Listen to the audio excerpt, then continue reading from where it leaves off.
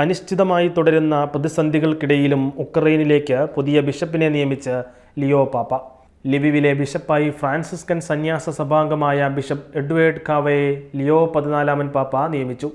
നിലവിൽ ലിവിവിലെ സഹായമെത്രാനായി സേവനം ചെയ്യുകയായിരുന്നു ബിഷപ്പ് കാവ. 1978 ലിവിവ് മേഖലയിലെ മോസ്റ്റിസ്കയിൽ ജനിച്ച ബിഷപ്പ് എഡ്വേർഡ് കാവ 1996 ഫ്രാൻസിസ്കൻ സഭയിൽ പ്രവേശിച്ചു. 2003 വൈദികനായി അഭിഷിക്തനായി. വിവിധ ഇടവകകളിൽ വികാരിയായും വിവിധ കമ്മ്യൂണിറ്റികളിൽ സുപ്പീരിയറായും സേവനം ചെയ്ത അദ്ദേഹം 2017 ലിവിവിലെ സഹായമെത്രാനായി നിയമിതനായത്. അതേ വർഷം ജൂണിൽ അദ്ദേഹത്തിന് എപ്പിസ്കോപ്പൽ പട്ടം ലഭിച്ചു.